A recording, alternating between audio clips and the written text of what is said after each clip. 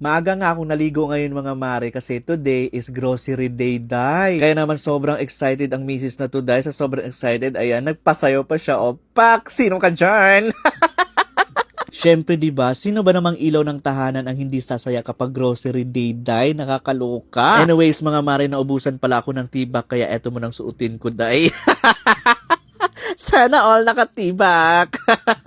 At ayan na nga mga mari kong masikip at maluwang. My God, ready na ang pambansang ilaw ng tahanan, day. Kaya mag-grocery na tayo for today's video. Si Sian ang kasama ko ngayon mga mari kasi si Mr. nasa work. Tapos si Mark may pasok sa school. Kaya lang din naman ako nag-grocery mga mari kasi nabalitaan ko dahil magmamahal na daw yung mga paninda. Diyos mio, Marimar, buti pa yung paninda minamahal samantalang ikaw hindi. Eme lang mga mare kung masikip at maluwang. Parang bet ko mag-back ride ngayon mga mare. Kaya ayan, si Sian na ang pinag-drive ko sa motor day. Medyo makulimlim ang panahon at umaambon nga. Buti na lang talaga hindi tumuloy yung ulan. At alam nyo naman mga mare kung saan ako nag-go-grocery day. Siyempre sa SM Fairview talaga yan. Ito lang din kasi ang pinakamalapit sa amin day bukod sa Ever Godesco. Sa Ever kasi day medyo konti lang yung choices doon. Kaya dito ko pinili sa SM Fairview. At medyo madami-dami tayong bibilhin ngayon sa grocery mga mare kasi ito na yung stock namin for the whole year. Charis lang mga maris. Sana all pang isang taon. Pero wala tayong pang ganun day. At ayan na nga mga mare kong masikip at maluwang. Nandito na nga kami sa SM Fairview. Dalawa ang groceryhan dito sa SM Fairview day. Sa SM Supermarket at sa SM Hypermarket. Yung SM Supermarket mga mare, medyo konti lang yung choices doon at maliit lang. Kaya dito ko pinili sa SM Hypermarket kasi napakalaki ng groceryhan nila dito day. Minsan lang dito sa SM Hypermarket, hindi ko maintindihan mga mare. Kasi kapag nakikita ka nilang nagbi-video or nagbablog, ipapatigil ka nila dahil sasabihan kang bawal daw ang video. Hindi ko maintindihan kung bakit ganun. Pati sa Pure Gold, ganun din mga mare kung masikip at maluwang. Anyways, mga mare, eto nga, inuna ko na yung mantika. Day, my God, ang dami kong biniling mantika, pati na din suka at toyo. Totoo kaya yung balita mga mare no natataas yung bilihin ngayon? Kasi nung nabalitaan ko talaga, day, talaga namang gusto kong mag-grocery agad ng maramihan, day. Kasi natatakot ako, baka hindi na ako makapag-grocery sa susunod na buwan dahil sa sobrang taas ng mga presyo nito, day. Ang OA pa naman ang Pilipinas ngayon mga mare kasi nga, di ba, kakagyera lang sa ibang bansa, tumaas na agad sila. My God, ha? Sounds so fishy. Charot lang.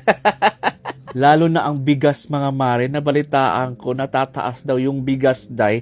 Kaya naman talaga bukas bibili talaga ako ng 2 sakong bigas day. Mag-iimbak na ako na para bang magigyera na din dito sa Pilipinas. Uy, wag naman sana Lord. My God, ilayo nyo kami sa kapahamakan. Dahil kapag nagyera dito sa Pilipinas day, wala kaming sapat na sandata, kundi mga tikbalang lang, mga wakwak at etc. Chares! Fake rice, Jake Cyrus na. Yan lang ang meron kami dito sa Pilipinas, Lord. Mambabarang, yung ganon, mga wakwak, mga tiktik, ganon.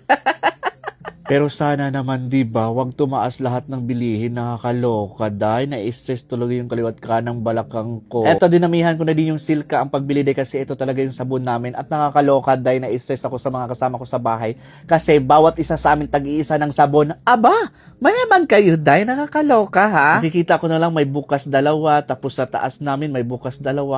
Aba, iba talaga itong mga kasama ko.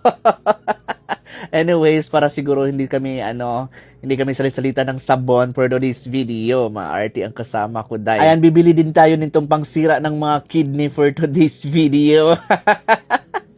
Pero minsan lang naman ito kakainin ng mga bata ko dahil. Kaya ayan, bibilhan na natin sila. Tapos bumili din ako nitong maraming beer dahil kasi paborito niya ng Mr. ko. Lalo na para mag-chill-chill kami sa bahay. Paunti-unti lang. Ganon. 10 piraso lang naman ang binili ko mga mare. Kasi bawal din sa akin ang masyadong, and everything. Kasi malapit na tayong mag-cremate dahil sa kidney natin. At ayan, bumili din ako nitong mga dilata mga mare. Dinamihan ko na dahil. Pero minsan lang din namin yan uulamin. Parang stock lang ba sa bahay. Siguro yung mga grocery namin, di ba nung nakaraan na grocery ako, yung mga dilata namin dahil umabot siguro ng 2 buwan. Kaya ang tagal kong hindi nakapag-grocery ulit. Kasi natakot na ako mga mare kumain ng mga dilata. Dati lagi akong nagdidilata. Syempre sa hirap ng buhay, hindi mo naman afford lagi dati yung manok, karne ng baboy and everything. So kaya ang afford namin dati nung hindi pa ako nagba-vlog tapos hindi pa manager si Mr. A, mga dilata lang talaga, tapos isda, mga ganon. Tapos ang gulay dati sobrang mahal dahil kahit gulay gulay lang, sobrang mahal niyan, nakakaloka. Kaya ang option talaga naman dati pancit canton, tapos dilata, 'di ba? Sa sobrang hirap ng buhay, ganun talaga ang mauulam mo. Lalo na pag dito ka nakatira sa Maynila, ay Diyos ko, wala namang libre dito. Hindi katulad sa probinsya na pipitas ka lang ng mga gulay-gulay doon, makakakain ka na. Dito walang ganun, miski asin bibilhin, miski talbos ng kamote bibilhin, miski malunggay bibilhin, ganon. Kaya pag hindi ka talaga madiskarte dito sa Maynila, Diyos mio Marimar, makikremate ka talaga ng maaga for today's video. Sana all makremate agad. At eto na nga mga mare, kung masikip at muluwang, syempre bilang ilaw ng tahanan, hindi talaga mawawala ang mga sabon kinemi, mga downy kinemi, mga ganon. Kasi di ba lately hindi na ako nagpapalaundry kasi nakabili na nga ako ng washing machine. And at kailangan na natin ng mga sabon-sabon sa bahay. At ayan, binilhan ko na din si Mr. ng kape dahil dinamihan ko na, pati na din Milo at gatas kasi yan ang mga paborito niya. Minsan kasi trip niyang mag-Milo, minsan trip niya mag-gatas, mag-kape, ganon. Hindi siya consistent araw-araw na nagkakape dahil. Sinabihan pa naman ako ni Mr. mga mare na ang bibilihin ko daw yung mga importante lang. Pero tingnan nyo naman yung pinagkukuha ko. Oh my God, magagalit na naman yung Mr. ko dito, day. Ayan, dagdagan pa natin ang pampasira ng kidney, mga mare. Kulang pa yan.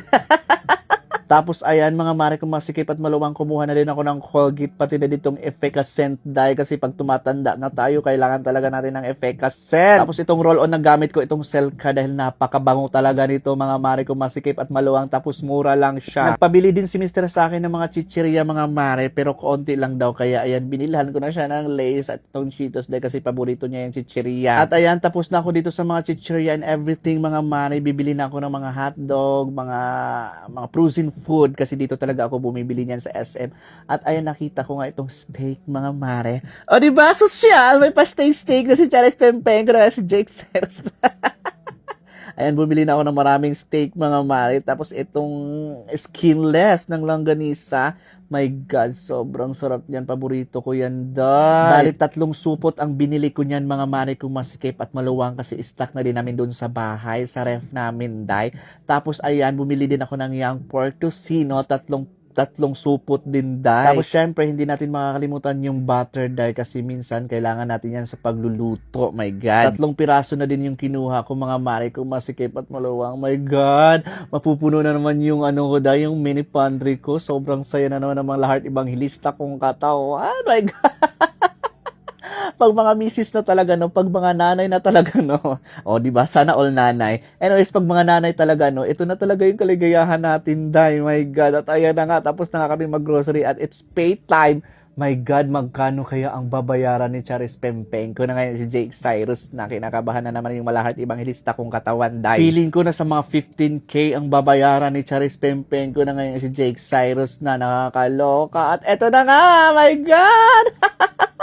Hindi pa yan tapos, marami pang ipapunch, pero 11, magdo-12K na, nakakaloka. Tapos ayan, iniwan muna namin yung mga pinag-grocery namin dito mga mare, kung masikip at maluwang, kasi may bibilihin pa kami. Diba nagmotor ako kanina, so kailangan namin mag-grab. So si Sian, mag-grab na lang siya at ako na lang yung magmo-motor for today's video, kasi paano namin to ikakarga sa motor sobrang dami, nakakaloka. Kaya ayan, pinag-grab ko na si Sian. Tapos dahil 3rd floor pa kami, syempre hindi naman kaya ni Sian ng lahat, ang bibigat, kaya tinawagan ko na si Mark. Buti na lang din talaga, andito na si Mark galing school, at ayan, naka-uniform pa si Akla. Kaya yun ni Mark mga mare, kasi napakalaki naman ang katawan ni Mark, diba? Medyo tumaba na nga si Mark ulit, diba? Nung bumalik siya dito, nung galing siya sa kanila, ang payat-payat niya, at ang itim-itim ngayon, medyo tumaba na siya at bumalik-balik din yung katawan niya, Yay! Masaya na naman ang pambansang ilaw ng tahanan mga mare, kasi nakapag-grocery na naman tayo. My God! Sobrang saya ko na naman mga mare, kung masikip at maluwang. And that's all for today's video mga mare. Ingat kayo!